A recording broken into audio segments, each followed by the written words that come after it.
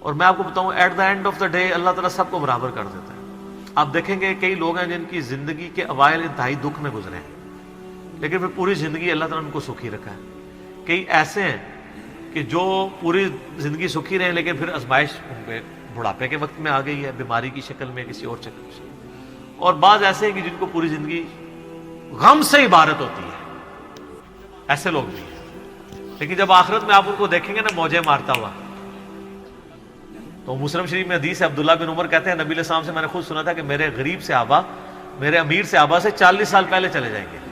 ظاہر ہے قیامت کا دن 50,000 سال کا دن ہے، اس میں 40 سال تو کچھ بھی نہیں ہے. وہ 40 سال پہلے جنت میں چلے جائیں گے.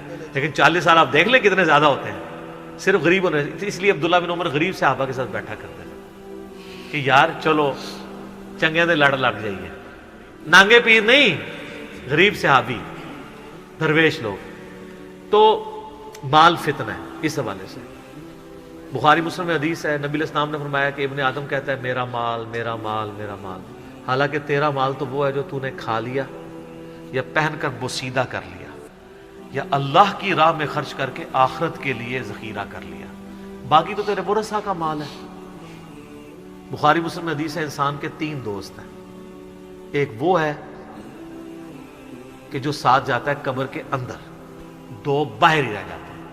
اس کے اعمال قبر میں ساتھ جاتے ہیں، اس کے رشتہ دار اور مال باہر ہی رہ جاتے ہیں. بخاری مسلم دونوں میں حدیث ہے، نبی علیہ السلام نے فرمایا ابن آدم کے پاس اگر سونے کی 2 وادیاں ہوں تو وہ تمنا کرے گا تیسری بھی آ جائے، اس کا پیٹ صرف قبر کی مٹی بھرے گی. بخاری مسلم دونوں میں حدیث ہے. یہ نہ سمجھیے گا یہ بزرگوں والا ہے، یہ واقعی بخاری مسلم دونوں میں حدیثیں ہوتی ہیں جو میں بیان کر رہا ہوتا ہوں، پوری ذمہ داری سے کر رہا ہوتا ہوں کہ اے اللہ محمد اور آل محمد کو بس اتنا ہی رزق دینا کہ ان کی روح اور جسم کا رشتہ برقرار رہے. بخاری اور مسلم دونوں میں حدیث ہے. اما عائشہ کہتی ہیں کہ نبی علیہ السلام کی وفات تک ہماری یہ حالت تھی، بعض اوقات 1 مہینہ، بعض اوقات 2، بعض اوقات 3 مہینے تک ہمارے گھر میں چولہا نہیں جلتا تھا. 2 کالی چیزوں پہ، کھجور اور پانی پہ گزارا ہوتا تھا. وہ بھی کوئی ٹنو ٹن نہیں، 2 کھجوریں صبح 2 شام اور 1 میٹھا پانی کا پیالہ صبح اور 1 شام. حالانکہ خیبر کے بعد وسعت مل گئی تھی. نبی علیہ السلام نے فقط اڈاپٹ کیا ہوتا. بخاری مسلم دونوں میں حدیث ہے جب نبی علیہ السلام نے ایلا کیا تھا 1 مہینے کے لیے اپنی بیویوں سے ناراض ہو کے چھت پہ شفٹ ہو گئے تھے، جو حضرت عمر ان کو ملنے گئے تھے. آپ کے جسم مبارک پہ چٹائی کے نشان تھے. تو حضرت عمر رو پڑے، یا رسول اللہ کیسر و کسرا تو دنیا کے مزے لوٹ رہے ہیں اور آپ اللہ کے رسول ہو کے یہ حالت آپ کی. آپ فرمایا کہ اے عمر کیا تم اس بات پہ راضی نہیں ہو کہ کیسر و کسرا دنیا کے مزے لوٹے اور ہم آخرت کی سعادت؟ اے عمر کیا دنیا کی حقیقت ابھی بھی تجھ پہ نہیں کھلی؟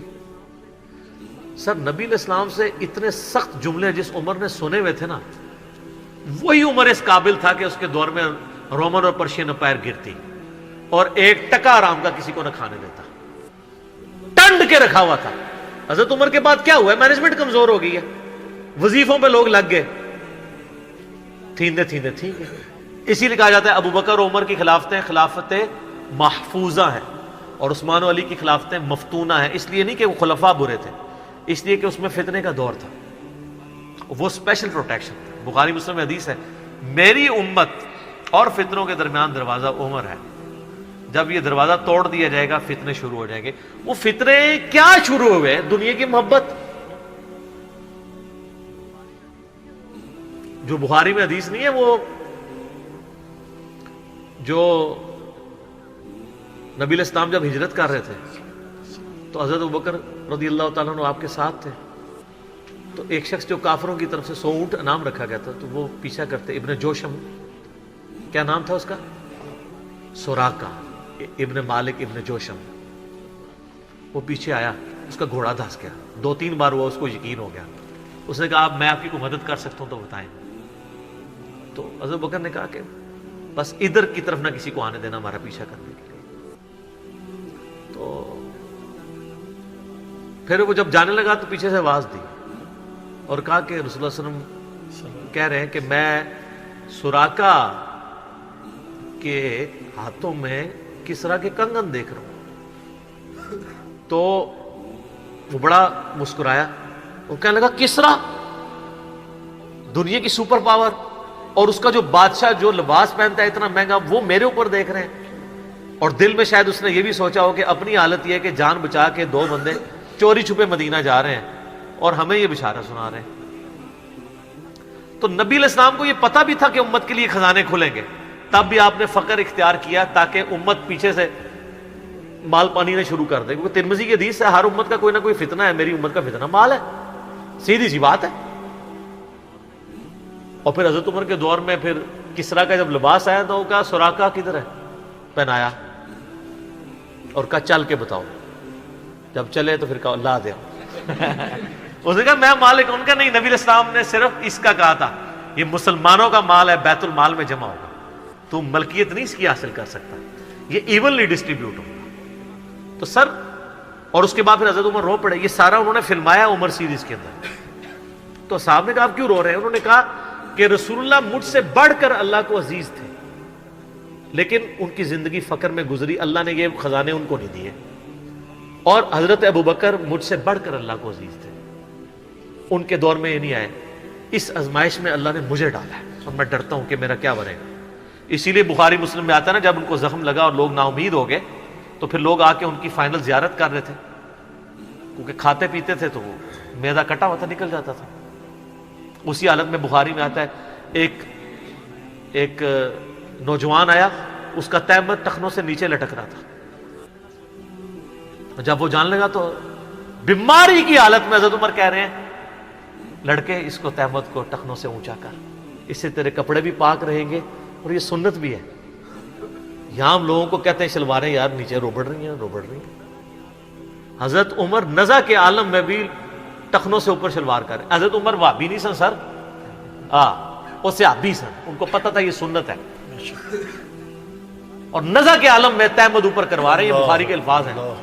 اور وہاں پہ آگے صحابہ کرام کہہ رہے ہیں کہ اللہ تعالیٰ عمر پر رحم فرمائے, اے امیر المومنین آپ کی وجہ سے اللہ نے مسلمانوں کو اتنی فتوحات دیں, رومن امپائر گری, قادسیہ, یرموک, مسلمانوں کو فتوحات ملی, امید ہے اللہ تعالیٰ آپ کے لیے بہت اجر رکھے گا. انہوں نے کہا کہ مجھے اللہ تعالیٰ میری ان خدمات کے عوض اگر برابر بھی چھوڑ دے کہ میرے گناہ اور نیکیاں برابر ہو جائیں تو واللہ میں کامیاب ہو گیا, میں اللہ سے اتنا ڈرتا ہوں. یہ انہوں نے کوئی ایکٹنگ نہیں کی, نہ یہ میں کہوں گا کہ ان کی عاجزی تھی, یہ ریالٹی تھی. جس کو خدا کا تعارف ہے وہ واقعی جانتا ہے کہ اللہ بڑا ڈاڈا ہے. حضرت ابوبکر نے جب مشورے کے بعد حضرت عمر کو نامزد کیا تھا تو آپ کو پتہ ہے حضرت عمر کو کیا نصیحت کی تھی؟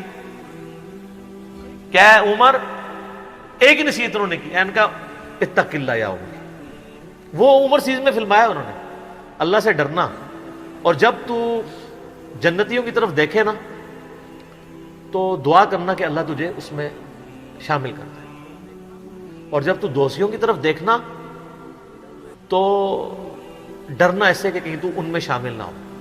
انہوں نے نہیں کہا میں عشرہ مبشرہ ہوں, میں جس راستے پہ چلوں شیطان بھاگ جاتا ہے, یہ آپ مجھے کیا باتیں بتا رہے ہیں. ان کو پتا تھا کہ اللہ تعالیٰ کی صفت بے نیازی بھی تو ہے نا سر, آپ کو نہیں پتا, وہ تو پیغمبروں کے اوپر عطا فرما دیتا ہے. یونس علیہ السلام تو پیغمبر تھے, اور اتنا غصہ کہ سورہ صافات میں ہے کہ یونس اگر مچھلی کے پیٹ میں ہمیں نہ پکارتا تو پھر اسی دن نکالا جاتا جس دن مردے اپنی قبروں سے نکالے جائیں گے. یار اتنا غصہ کیا کر دیا, کوئی بندے مار دیے یونس نے.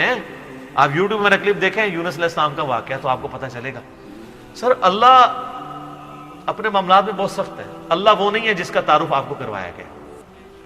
پچھلے دنوں بھی وہ ہمیں ایک لیٹر کہیں کسی نے بھیجا, تو پھر ہم نے ان کو بھیجا کہ آپ میرا کلپ دیکھیں, اللہ کی رحمت سے دھوکہ, اور انجینئر محمد علی مرزا صاحب لکھے.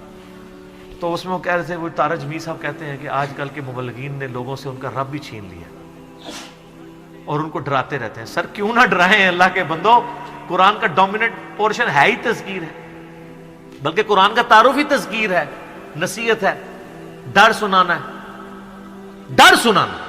وَأُوحِيَ إِلَيَّ هَذَا الْقُرْآنُ لِأُنذِرَكُمْ بِهِ وَمَنْ بَلَغَ. سورہ الانعام آیت نمبر 19. اے نبی علیہ السلام فرما دو مجھے تو قرآن وہی اس لیے کیا گیا ہے میں تمہیں ڈر سناؤں, اور جس تک یہ کتاب پہنچ جائے وہ بھی ڈر سنائے. بخاری کے حدیث ہے آپ علیہ السلام ایک چوراہے سے گزر رہے تھے, کچھ صحابہ جو ہے وہ ہنس رہے تھے, آپ رک گئے. پھر آپ نے فرمایا جو کچھ میں جانتا ہوں نا تم جانتے ہوتے نا تو بہت کم ہنستے زیادہ رویا کرتے. بخاری مسلم میں حدیث ہے، عبداللہ بن عمر کہتے ہیں نبی علیہ السلام نے میرے کندھے پہ یوں ہاتھ رکھ کے نا فرمایا تھا عبداللہ اپنے آپ کو مردوں میں شمار کرنا، یعنی سمجھو کہ آج میں گیا ہی کہ گیا۔ سر جب یہ تلوار کسی کے سر پہ لٹک رہی ہو نا پھر اس کا قبلہ سیدھا رہتا ہے، ادروائز وہ یتیموں کا مال بھی ہڑپ کرے گا، بہنوں کی جائیداد پہ بھی قبضہ کرے گا، اور وہ ماں باپ بھی جو اپنی زندگی میں بیٹوں کو سب کچھ دے کے چلے جاتے ہیں اور بیٹیوں کو محروم کرتے ہیں۔ ہمارے پاس تو لوگ آتے ہیں، ہم ان کو کہتے ہیں تمہارے ماں باپ دوزخ میں جل رہے ہوں گے، اب بھی ٹائم ہے کہ ان کی وصیت بدل دو۔ قرآن میں بھی ہے کہ اگر کوئی غلط وصیت کر کے آتا ہے وصیت بدلو، اس کو عذاب سے بچاؤ۔ تو کئی لوگ ہیں، میں نے دیکھا ہے ملینز آف روپیز انہوں نے ماں باپ کے مرنے کے بعد ان کے نام پہ ہوئے اپنی بہنوں کو واپس کیے ہیں کہ چلو یار ہمارے ماں باپ دوزخ میں جانے سے بچتے ہیں۔ اگر آپ کے ماں باپ کی محبت آپ کے دل میں ہے نا تو خدا کے لیے اگر آپ یہ نہ کہیں کہ میرے ماں باپ دے گئے ہیں تو وہ جانے اور ان کا کام، یار وہ آپ کو دے کے گئے، آپ کے ساتھ نیکی کر کے گئے، اور آپ ان کے ساتھ یہ بھی نیکی کرنے کے لیے تیار نہیں ہے کہ جو مال انہوں نے کمایا تھا وہ ان کو دوزخ سے رہائی سے عطا کرنے کے لیے آپ ان کے لیے خرچ کر دیں جو آپ نے نہیں کمایا ہوا۔ تو کتنے بڑے ناہنجار اولاد ہیں آپ۔ سنن ابن ماجہ کی حدیث ہے تو اور تیرا مال تیرے باپ کا ہے، بہت بڑی بات ہے۔ ماں باپ بغیر اجازت کے بھی اپنے اولاد کے مال میں سے لے سکتے ہیں، یہ ذہن میں رکھیے گا، بڑا حق ہے۔ اور آپ لوگ یہ کام کر رہے ہیں، اور جو ماں باپ کر رہے ہیں خدا کے لیے ان کے پاؤں پکڑنے پڑتے ہیں، پاؤں پکڑے، ان کو کہیں کہ خدا کے لیے بہنوں کو اس طرح نہ کیا کریں۔ او جی ان کو جناب وہ جیز دے دیا تھا، وہ جیز تو زندگی میں دیا، وہ گفٹ ہے،